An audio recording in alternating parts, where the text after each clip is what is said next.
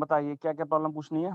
Example 5 बेटा, हमने question number जो कराया है ना, ये कौन सा क्वेश्चन नंबर 8 कराया था, वही एग्जाम्पल 5 है बेटा। क्वेश्चन नंबर 8 जो कराया था ना, वो एग्जाम्पल 5 है जो आप पूछ रहे हैं।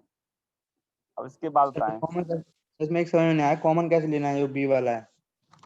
बताया तो था बेटा कि इनमें 6 5 1 कि 6 एंड 5 पहले दो पे हो, लास्ट वाले पे 4 हो। 6 5 4 ही तो कौन मिल रहा है इन सब में। ई वाले में ओके क्लियर सर। दे रखा है ना। और कोई क्वेश्चन किसी का बेटा? ये था क्वेश्चन नंबर 15, हुआ नहीं हुआ? क्वेश्चन नंबर 15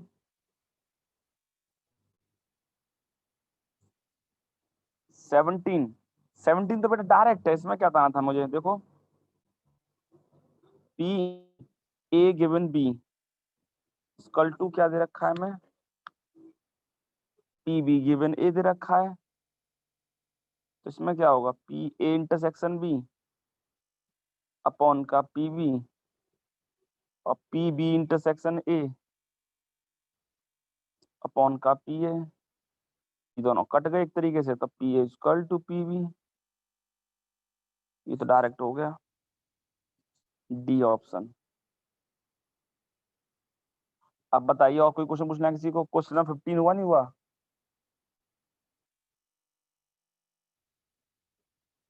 अच्छा 15 बताना है। चलिए 15 वाला देख लेते हैं फिर हम। Consider the experiment of throwing a dice.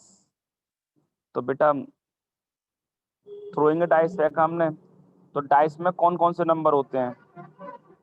एक तो 1 होता है, 2 3 4 5 6।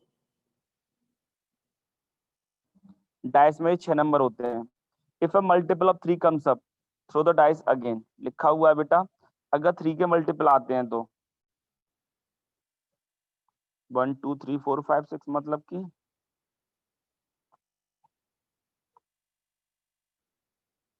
Throw the dice again.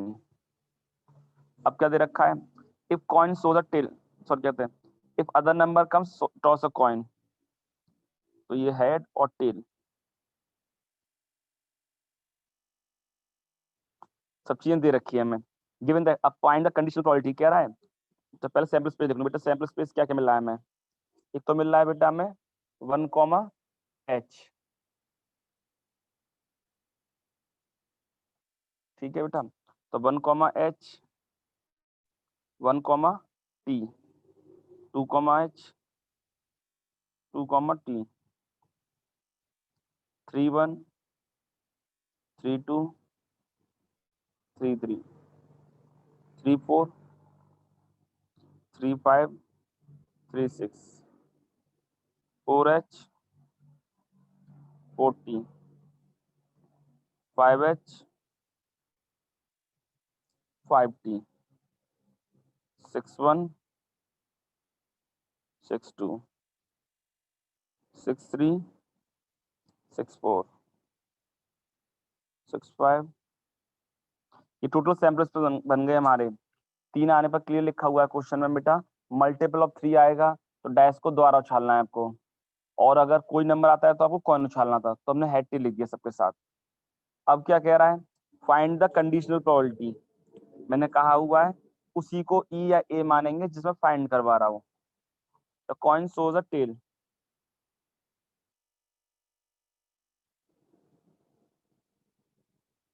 तो कॉइन टेल किस में आ रहा है बेटा? एक तो 1 टी में आ रहा है, एक 2 टी में आ रहा है, और एक 4 टी में आ रहा है, और एक 5 टी में आ रहा है। बस आप देख रहे हैं नहीं देख रहे हैं, टेल किस में आएगा? जो 3 और 6 के अलावा ही तो आएगा टेल।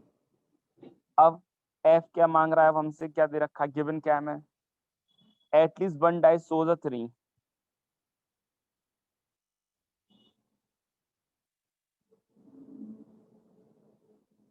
कम से कम एक बार 3 तो आए बेटा। अब 3 किस में आ रहा है? 3 आ रहा है 3 1 में आ रहा है, 3 2 में आ रहा है, 3 3 में आ रहा है, 3 4 में आ रहा है, 3 5 3 6 और 6 3। हमने ये बताया बेटा कि 3 किस में आ रहा है, हमसे ये पूछा गया था। तो हमने निकाल के दिखाया कि 3 किस में आ रहा है बेटा। हाँ सब लिखने पड़ेंगे आपको बेटा, सैंपल स्पेस पूरा करना पड़ेगा आपको। तो दोबारा समझाता हूँ बेटा, हमने क्या किया क्वेश्चन नंबर 15 में अभी तक हमें दे क्या रखा था, हमसे ये कहा गया है एक डाइस को छाला गया है। तो डाइस में टोटल 6 नंबर होते हैं, 1 2 3 4 5 6। अब इसमें कह रहा है अगर मल्टीपल ऑफ 3 आता है तो आपको डाइस दोबारा से उछालना है। तो 1 2 3 4 5 6, 1 2 3 4 5 6। बट 3 और 6 के अलावा और कोई नंबर आ जाता है तो आपको कॉइन उछाल देना है, हेड टेल कर देना है 4 और 5 में। अब यही सॉल्व करना है बस।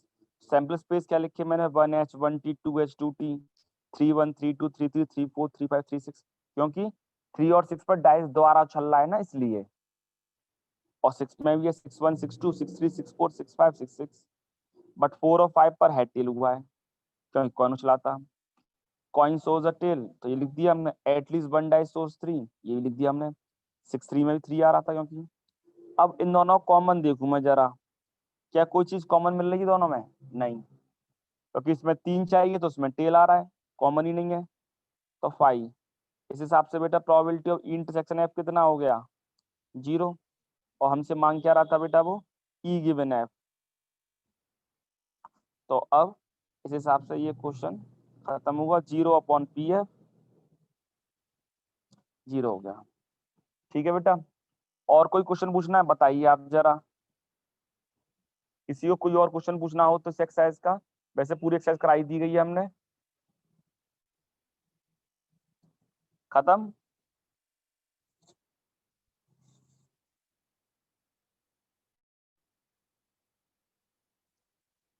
भाई फोन अब कैसे बोलूं, घर वाली सुविधा नहीं है यहाँ पर, फोन कैसे सीधा पकड़ा जाएगा। चलिए अब आगे बेटा, मेरे अकॉर्डिंग आप लोगों ने ये एग्जाम्पल नहीं पूछा, मुझे लगा था एग्जाम्पल 7 जरूर पूछेंगे आप लोग। मेरे अकॉर्डिंग मोस्ट इंपोर्टेंट था एग्जाम्पल 7। तो मैं एग्जाम्पल 7 में बताना चाहूंगा आप लोगों को अपने मन से, आप लोगों ने पूछा ही नहीं। देखिए पढ़ के पहले लैंग्वेज सुना, लैंग्वेज कहना क्या चाह रहा है वो। Example 7, consider the experiment of tossing a coin. हाँ करने मैंने बता तो दिया था आपको बेटा एग्जाम्पल, ये 4 और 7 बढ़िया एग्जाम्पल देख लीजिए आप। तो consider the experiment the tossing a coin, मतलब कि आपको कॉइन उछालना है बेटा।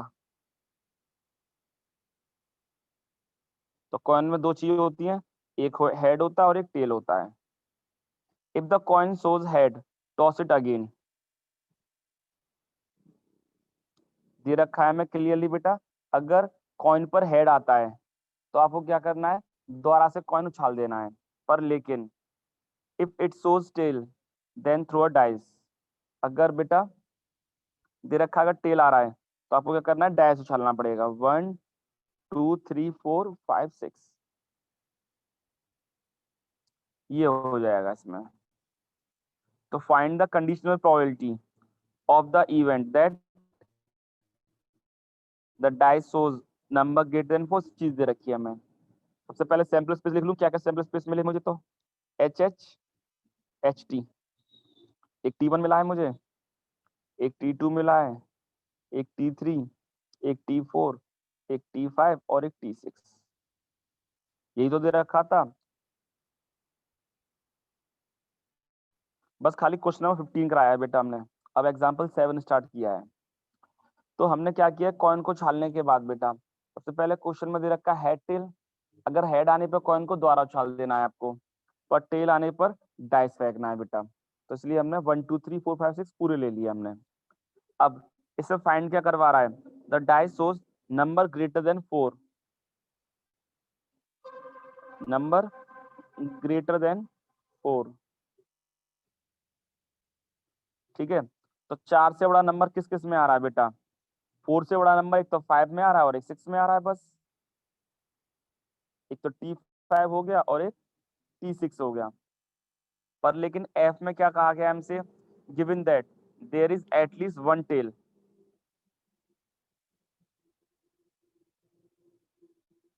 एटलीस्ट वन टेल, कम से कम एक बार टेल तो आए। तो टेल किस में आ रहा था बेटा, एक तो हेड टेल में आ रहा है, एक टेल 1 में आ रहा है, T2 में आ रहा है, T3 में आ रहा है, T4 में आ रहा है, T5 में आ रहा है और T6 में भी आ रहा है।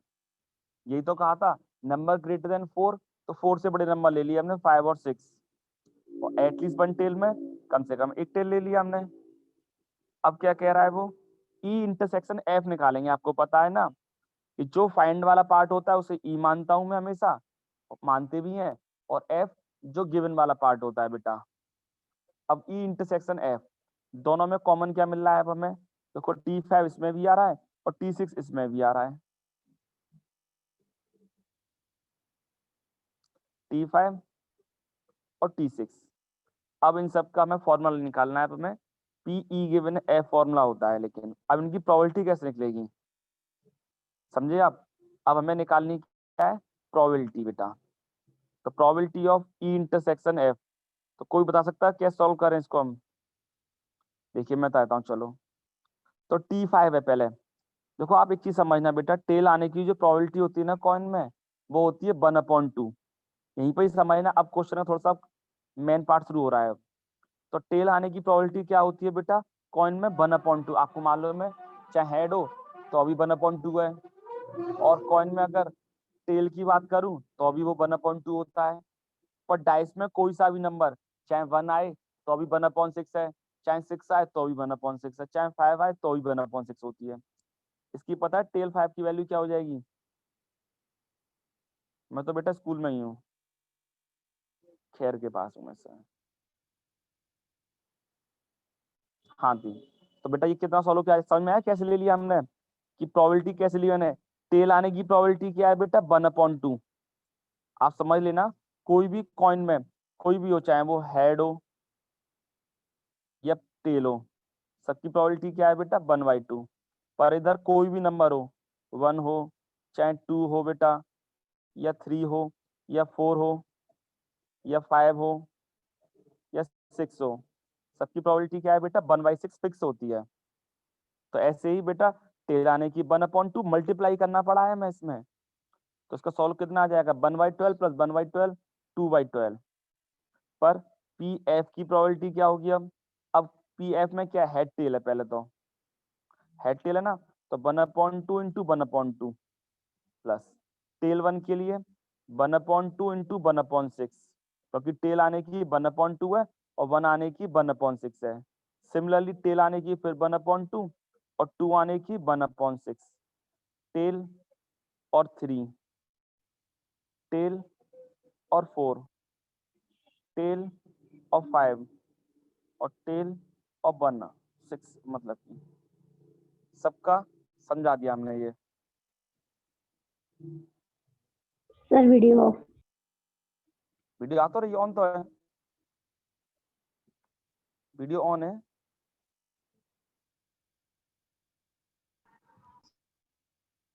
ना। तो अब मल्टीप्लाई, हाँ चल कोई बात नहीं।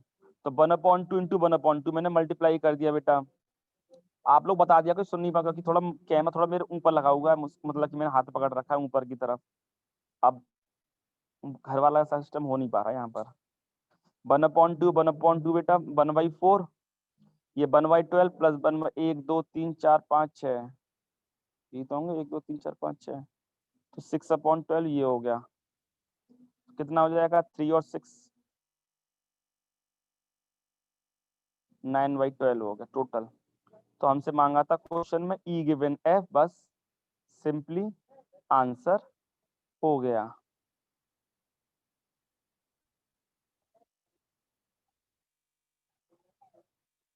एक बार और समझाता हूँ बेटा, जिसको समझ में नहीं आया वो देख लो। अभी तक हमने क्या कराया बेटा, एक तो क्वेश्चन नंबर 15 कराया है और एग्जाम्पल नंबर 7 कराया है मैंने। तो एग्जाम्पल 7 कराने के पर्पज से ही मैंने, ठीक है बेटा।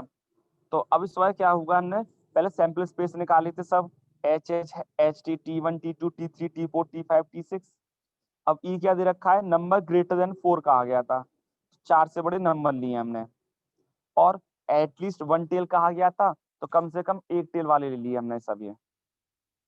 तो इन दोनों कॉमन निकाला T5 और T6, ई इंटरसेक्शन एफ ले लिया था, पी एफ ले लिया, सोलो का आंसर आ गया। ठीक है, डायरेक्टली बेटा इसलिए नहीं कर सकते थे क्योंकि सबकी अलग प्रोबेबिलिटी होती है। आप सोचो टेल की जो इसमें देखो, आप समझना हेड आने की प्रोबेबिलिटी अलग होती है और 1 2 3 4 5 6 आने की प्रोबेबिलिटी अलग होती है डाइस में। डाइस और कॉइन दोनों अलग अलग हैं। अक्सर बच्चे इसमें गलती कर देते हैं, वो सोचते हैं इसमें 1 2 3 4 5 6 7 8 वो 1/8 ले लेते हैं। हेडेड की क्या लेंगे 1/8, ये गलत कर लेते हैं बेटा। कॉइन में अलग सिस्टम है थोड़ा सा और डाइस में अलग सिस्टम है, सबकी अलग अलग प्रोबेबिलिटी आपको यूज करनी पड़ेगी। इसीलिए बताया गया था, इसमें बताया मैंने पी एफ की अलग अलग वैल्यू लेंगे आप। हाँ हर एक का बेटा अलग अलग लेना पड़ेगा आपको, तभी तो बताया है मैंने। हेड आने की और टेल आने की प्रोबेबिलिटी बेटा 1/2 है, पर लेकिन डाइस में कोई भी नंबर आने की प्रोबेबिलिटी 1/6 थी बेटा। किसी को समझना पूछना हो तो बताओ समझा दूं मैं। आ गया सर। तो फिर मैं अब नई एक्सरसाइज शुरू कर रहा हूं मैं 13.2। अब उसके बारे में समझा रहा हूं मैं अब आपको मैं।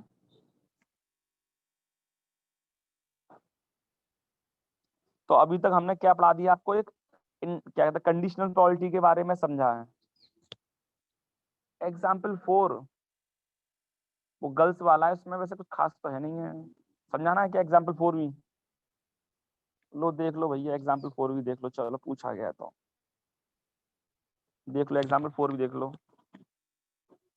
इसमें बेटा ये कहा गया था, in a school there are total 1000 students.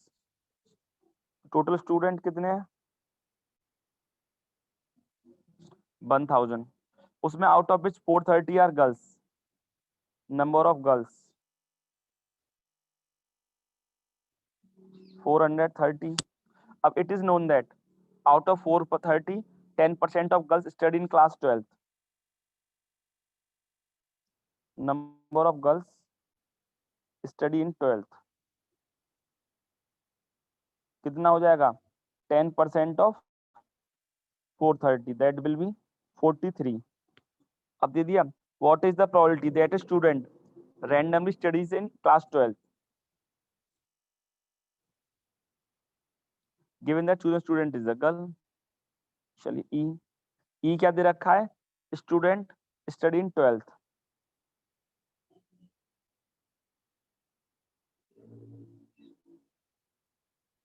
और एफ क्या दे रखा है हमें? गिवन क्या है? Student is a girl.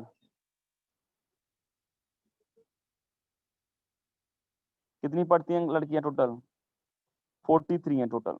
नहीं 430 है। तो अब बेटा अब ई इंटरसेक्शन एफ क्या होगा इसका? इसका ई इंटरसेक्शन एफ की वैल्यू कितनी होगी? पर सर टोटल गर्ल्स तो 430 है ना। नहीं टोटल गर्ल्स 430 है, वही 430 लिखा है एफ। तो एफ तो गर्ल्स लिखेंगे हम, student is girl, total girl मतलब कि 430 लिखे इसलिए मैंने। अब बात कर रहा हूँ ई इंटरसेक्शन एफ, दोनों में कॉमन क्या होगा? मतलब कि वो स्टूडेंट क्या हो, गर्ल भी हो 12th में पढ़ती हो।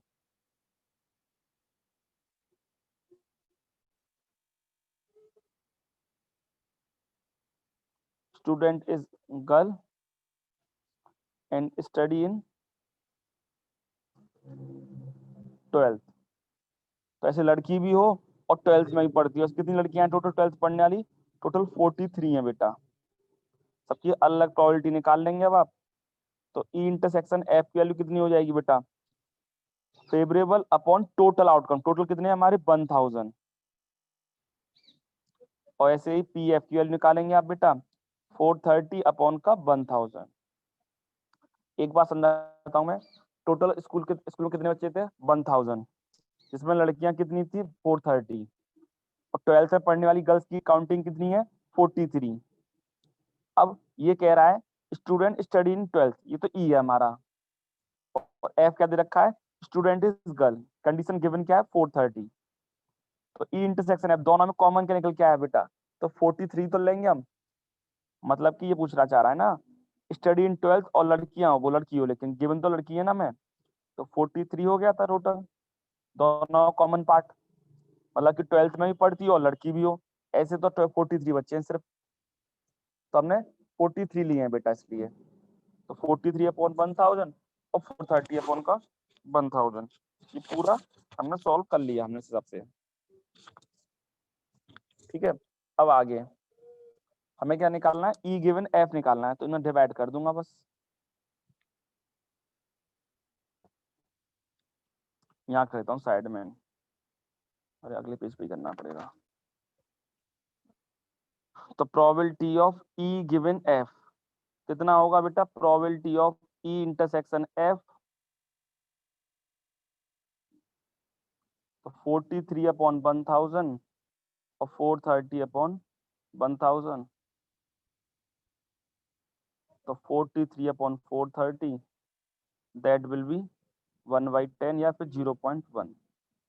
खत्म, ये आंसर हमारा आ चुका है। ठीक है, अब तो शुरू करूँ अगली एक्सरसाइज इंडिपेंडेंट वाली। चलिए तो स्टार्ट करता हूँ पहले इंडिपेंडेंट वाली एक्सरसाइज। समझिए बहुत सिंपल एक्सरसाइज ये वाली भी। इंडिपेंडेंट इवेंट, तो इंडिपेंडेंट इवेंट का बस एक ही फॉर्मूला, जैसे कि आपने कंडीशनल प्रोबेबिलिटी का एक फॉर्मूला पढ़ लिया आपने। क्या फॉर्मूला पढ़ा था आपने? कि probability of A intersection B. P intersection है। हाँ मैं बताने वाला हूँ मैं कि ए गिवन बी का फॉर्मूला क्या पढ़ा था कंडीशनल में आपने? ए गिवन बी का ए इंटरसेक्शन बी अपॉन का पी बी। ये सिंपल सा फॉर्मूला पढ़ा था। ऐसे ही इंडिपेंडेंट का ये एक फॉर्मूला होता है बेटा। फॉर्मूला क्या है हमारे पास? A intersection B equal to P A into P B. बस इतना ही है, कोई और फॉर्मूला नहीं था नया। जहां पर इसमें रखना एक और चीज दे रखी है, दो तरीके से पूछ सकता है क्वेश्चन इसको। या तो ये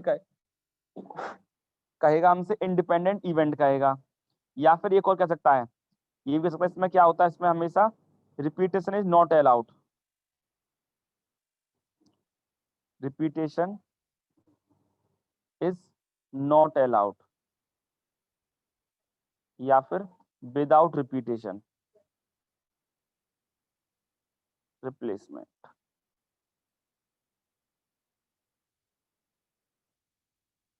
इंडिपेंडेंट इवेंट क्या होता है हमारा?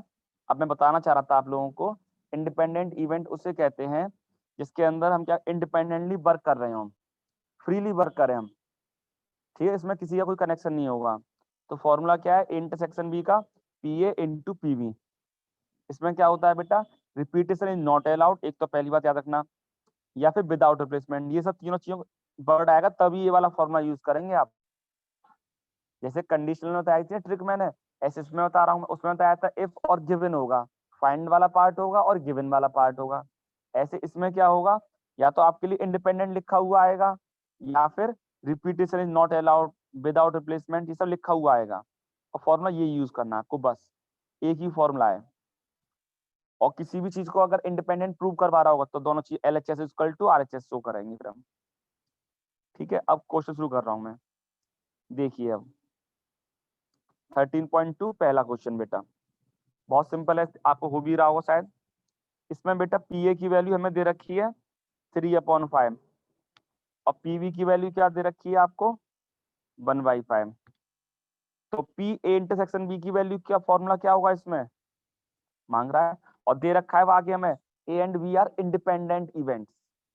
क्लियरली लिखा हुआ है क्वेश्चन, तभी इसलिए फॉर्मूला अप्लाई कर रहा हूं मैं। अपने मन से फॉर्मूला अप्लाई नहीं कर सकता था मैं, क्योंकि इंडिपेंडेंट गिवन है मैं।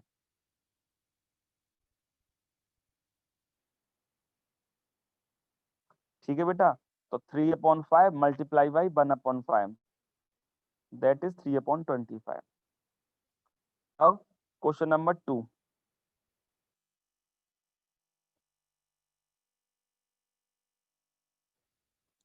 क्वेश्चन नंबर 2 में क्या है समझिए अब आप। 2 cards are drawn at random, 2 card अचानक ही निकाले जा रहे हैं, एंड विदाउट रिप्लेसमेंट। आगे अब विदाउट रिप्लेसमेंट समझ जाइए, इंडिपेंडेंट लगना है मतलब कि from A pack of 52 playing cards. हाँ बेटा, विदाउट चलता रहेगा। हाँ जी, ठीक है बेटा, तो 52 प्लेइंग कार्ड है हमारे पास। Find the probability that both the cards are black, दोनों की दोनों। तो ये क्लियर दे रखा है हमें। तो पहला ब्लैक कार्ड निकलने की प्रोबेबिलिटी क्या होगी बेटा? आप बता सकते हो ताश के गड्डी में पहला ब्लैक पत्ता आने की प्रोबेबिलिटी क्या होती है? बोलो कोई। टोटल 52 पत्ते होते हैं, इसमें 2 तरह के कलर होते हैं बेटा, 26 ब्लैक एंड 26 रेड। उस हिसाब से 26/52 होगा बेटा। हाँ सही है, 26/52 बेटा। 1/52 नहीं होगा बेटा, 26/52। क्यों? क्योंकि फॉर्मूला क्या होता है प्रोबेबिलिटी का, फेवरेबल अपॉन टोटल। तो फेवरेबल कितने हैं हमारे पास, टोटल 26 फेवर में हमारे ब्लैक में, टोटल 52 में बेटा। अच्छा अब एक पत्ता निकल चुका है, आप समझना, आप टोटल 26 ब्लैक थे, 26 रेड थे स्टार्टिंग में, तो आपने एक पत्ता तो निकाल लिया। अब दूसरे, तो एक पत्ता निकल चुका है, आप क्योंकि रिप्लेसमेंट नहीं है, उसे क्लियर कहा गया है, पत्ता निकल गया तो निकल गया तासी गड्डी में से। अब वो पत्ता वापस नहीं आया, तो मतलब पत्ते कितने रह गए अब, 25 बेटा। अगला पत्ता निकली प्रोबेबिलिटी क्या होगी, 25/51। ये ब्लैक कार्ड निकली प्रोबेबिलिटी है बेटा। हाँ तो अब हमसे मांग क्या रहा है वो, ए इंटरसेक्शन बी मांग रहा है, तो P A into P B बस। अब सॉल्व करके आप लोग आंसर निकाल सकते हैं आप। 25.102, ये आंसर कंप्लीट। तो दोनों की दोनों ब्लैक कार्ड दे रखे हैं, इसलिए ब्लैक कार्ड को इंडिपेंडेंट निकालने की प्रोबेबिलिटी क्या है। कुछ लोग इसमें वो लगा दे 26C2/52C2, वो भी कर देते तरीका, पर मैं आपको कंफ्यूज नहीं करूंगा मैं आपको इसमें। एक तरीका ये भी होता है इसका कि 26C2, क्योंकि 26 पत्ते होते हैं काले और 2 पत्ते निकल 52C2, उससे भी सेम आंसर आएगा, बात सही है, पर मैं आपको कंफ्यूज नहीं करूंगा, इसलिए सी का यूज कर ही नहीं रहा मैं। आपके लिए मैं कहीं पर भी एक ही फॉर्मूले चलूंगा कि आपको याद रहे लंबे समय तक, ओनली एक ही फॉर्मूला। अब क्वेश्चन नंबर 3 बेटा, एक और समझते हैं। अ box of orange is inspected bye examining 3 randomly selected oranges drawn without replacement. फिर वर्ड आ गया विदाउट रिप्लेसमेंट, मतलब कि इंडिपेंडेंट वाला फॉर्मूला लगेगा हमारा। एक बॉक्स में से हमें ऑरेंज निकालने, 3 ऑरेंज निकालने हैं बॉक्स में से।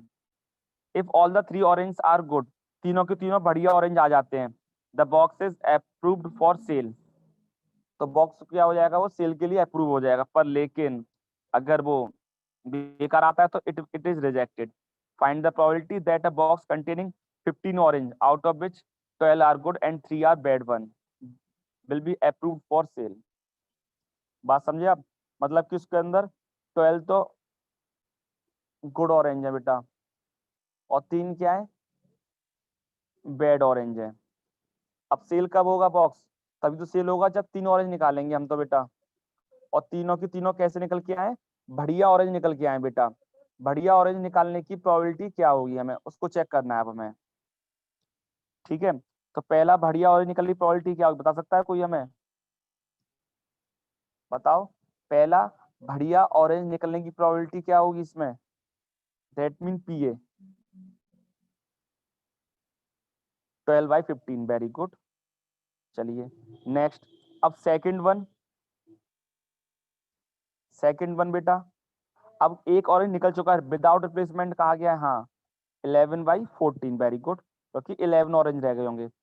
उसके बाद लास्ट में फिर 10 रह गए होंगे, तो 10/13। एक एक ऑरेंज कम होता चला गया हर बार, क्योंकि हमें 3 ऑरेंज निकालने थे और रिप्लेसमेंट है नहीं है। जो बॉक्स से ऑरेंज बाहर निकल गया वो निकल गया, अब वो वापस उसकी जगह कोई रिप्लेसमेंट नहीं आया है। तो प्रोबेबिलिटी ऑफ ए क्या थी, 12/15, और पीबी की क्या थी, 11/14, और पीसी की क्या थी हमारे पास, 10/13। हाँ ये तो लिख सकते हो चाहो तो, गुड ऑरेंज टोटल 12 में बेटा, ये तो लिख लो आप चाहें, हाँ लैंग्वेज तो लिख दिया सर करें। हाँ बेटा बोलिए आप।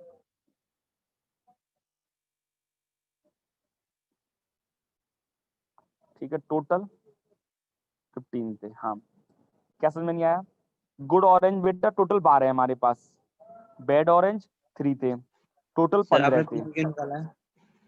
हाँ पीसी। पीसी बेटा 3 ऑरेंज निकालने हैं ना, इसलिए अब क्या फॉर्मूला से बदल गया, इसमें हो गया formula P A intersection B intersection C लगेगा इस बार, क्योंकि 3 ऑब्जेक्ट निकाल लेना, इसलिए जब 2 निकालने थे 2 के लिए लगाया था फॉर्मूला। आपका तीसरा एलिमेंट और बढ़ गया इसमें, 12/15, 11/14 इंटू 10/13। अब सॉल्व कर लीजिए आप, 5 2 जा 5 3 जा, 3 से ये 4 टाइम्स, 2 से 7 बार, 44/91, that is the final answer. एक बार समझाता हूँ बेटा हमने क्या किया इस क्वेश्चन में। हमें इस क्वेश्चन के लिए सिंपली सॉल्व करना था हमें, तो हमने क्या किया बेटा, टोटल 12 बढ़िया ऑरेंज थे और 3 बेकार ऑरेंज थे, टोटल बेटा 15 ऑरेंज है। तो उसमें ये पूछा जा रहा है हमसे कि 3 बढ़िया ऑरेंज निकलने की प्रोबेबिलिटी क्या है। तो पहला बढ़िया ऑरेंज निकलने की प्रोबेबिलिटी क्या है बेटा, 12/15, दूसरा 11/14, तीसरा 10/13। वैल्यू रख करके मल्टीप्लाई करके सीधा सीधा आंसर आ गया आपका। क्लियर है बेटा? चलिए अब आगे क्वेश्चन नंबर 4। अब 4 वाला समझते हैं अब हम क्या कहना चाह रहा है। कोई कंफ्यूजन तो पूछ लीजिए बेटा, कोई भी। अगर आप पूछते नहीं तो समझ लेता सबको समझ में आ ही गया होगा। तो 4 वाला, a fair coin and unbiased dice are tossed. अच्छा जानते हो फेयर कॉइन का मतलब क्या होता है, फेयर ही होता है। ऐसे ही अनवाइज्ड का मतलब, प्रोबेबिलिटी में बहुत बार वर्ड आएगा ये, अनवाइज्ड का मतलब होता है फेयर, फेयर डाइस। और एक होता है बाइज्ड, बाइज्ड का मतलब होता है चीटर। ठीक है ना, याद रखना बेटा। कहा नहीं कहा था you are a biased person, biased मतलब किसी एक के लिए आप ज्यादा, उसके लिए बहुत ज्यादा वो कर रहे हैं कि आप उसको सपोर्ट कर रहे हैं किसी एक पर्सन को, तो उसे कहते हैं बाइज्ड। और जो किसी सबके लिए नॉर्मल, सबके लिए इक्वल इक्वल हो, उसे क्या कहते हैं हम, अनबाइज्ड। तो हाँ, तो इसमें कहा जा रहा है एक फेयर कॉइन और एक unbiased dice are tossed, let A B the event. A क्या कहा गया है आपसे बेटा, head appears on the coin, head on coin. तो हेड आने की प्रोबेबिलिटी क्या होती है बेटा, 1/2। अब बी क्या कह रहा है, 3 ऑन द डाइस, डाइस पे बेटा 3 आने की प्रोबेबिलिटी क्या होती है, 1/6। अब क्या निकालूंगा मैं, ए इंटरसेक्शन बी और निकाल लेता हूँ। उसमें क्या मांग रहा था वो हमसे, check whether A and B are independent events और नॉट, मतलब कि हेड भी हो और 3 भी हो, हेड एंड 3, तो उसकी प्रोबेबिलिटी क्या होगी बेटा,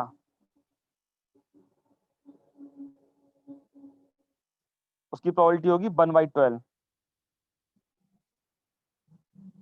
पता है क्यों हुई 1/12? एक्चुअल में इस बार क्या हुआ बता दूं जरा मैं, कंफ्यूजन ना हो आप लोगों को, क्योंकि एक डाइस और कॉइन दोनों उछाले गए हैं। तो कॉइन उछालने के डाइस का H1 H2 पूरा चलेगा इसमें, सैंपल स्पेस ये गया था इस क्वेश्चन के लिए, T1 T2 T3 T4 T5 T6, यही तो कहा गया था। कॉइन और डाइस दोनों उछाले गए, उसमें हेड और 3 आने की प्रोबेबिलिटी क्या होगी बेटा, वो तो एक बार ही हो रहा है ना, 1/12 भी होगा, वैसे ही देख लो और याद कर लो अपने तरीके से भी। हेड आने की प्रोबेबिलिटी क्या होती है, 1/2, और 3 आने की 1/6। टोटल तो 1/12 आना ही था, 1/12 भी आया है हमारा, देख लो। ठीक है बेटा। So so P A into P B की वैल्यू निकाल लेता हूं मैं। क्या वैल्यू आ रही है, 1/2 1/12। तो यहाँ पर क्या हो गया, फॉर्मूला एक तरीके से वेरीफाई हो रहा है। ए इंटरसेक्शन बी की वैल्यू जो आ रही है ना बेटा, वो P A into P B के इक्वल आ रही है। तो yes, A and B are independent लिख देंगे। ठीक है बेटा, ये आंसर हो चुका है हमारा। एक बार और समझाऊं क्या मैं, इस क्वेश्चन में ही दे रखा था कि एक कॉइन और एक डाइस उछाला जा रहा है, एक कॉइन और डाइस उछाला जाता, 1/2 हेड आने की, 3 आने की, 1/6 थी, टोटल हो गया बेटा 1/12। बस दोनों इक्वल आ गए थे, आंसर हो गया। सिंपल सा क्वेश्चन था ये तो। चलिए 5 वाला समझते हैं अब आपके लिए। 5 वाले में क्या करना है अब हमें, अ dice marked 1 2 3 in red, red colour से क्या लिखा हुआ है, 1 2 3। वट ग्रीन कलर से क्या लिखा हुआ है बेटा, 4 5 6 लिखा हुआ है। Let A B the event, number is even, number is even. तो इवन कौन कौन से नंबर है हमारे पास, एक तो 2 है, एक 4 है और एक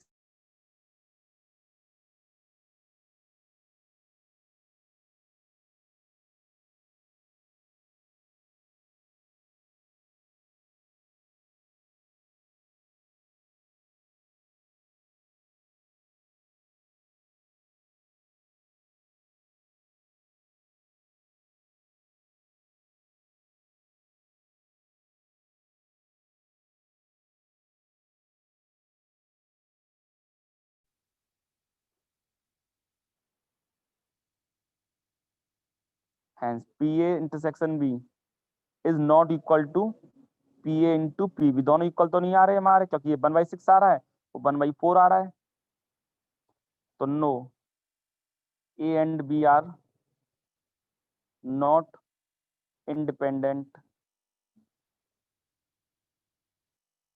event. एक बार और समझते हैं।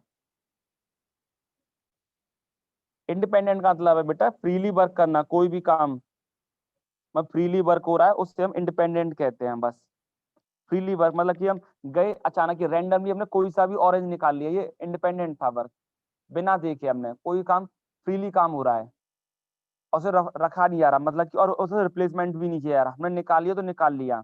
जैसे हम अपने घर पर है, सपोज करो, इंडिपेंडेंट का मतलब क्या होता है, आप लोग अपने घर पर हो, अपने मन से जब चाहे जब फ्रीज में हाथ डाला, आपने बोतल पानी की बोतल निकाल ली है, फ्री तो आप, और जरूरी नहीं है रखो या मत रखो, ये अब आपकी मर्जी है। घर में कोई बात मम्मी हाँ डांटेंगी, हाँ मम्मी डांटेंगी, सही बात है, तो हो सकता है तो एग्जाम में गलत हो गया फिर तो, मतलब कोई चीज मतलब आप अपने मन से कुछ भी कर सकते हो, ये कहना था मेरा, ठीक है, उसे हम कहते हैं इंडिपेंडेंट बस। और इसमें कोई रिप्लेसमेंट जरूरी नहीं कि आप रखो या मत रखो, विदाउट रिप्लेसमेंट चलेगा हमेशा, आप फ्री हैं, अपने मन से निकालिए वापस रखने की जरूरत नहीं है आपको, आप फ्री हैं, बस ये चीज है बस, ऐसे सब कर सकते हैं। ठीक है चलो बेटा, तो कुछ समझ में आ गया बेटा, ए में नंबर इज इवन कहा गया था, नंबर इज रेड, 1/2 हो आ गया गया रेड एंड इवन, बस ऐसे ही सेम क्वेश्चन नंबर 6 हो जाएगा बेटा, अपने आप कर लीजिएगा, चेक करना होगा, PE इंटू PF, ठीक है, जितने हो जाए 8 तक करने ट्राई करना, 8 9 तक, 9 तक ट्राई गुड करने आफ्टरनून सर।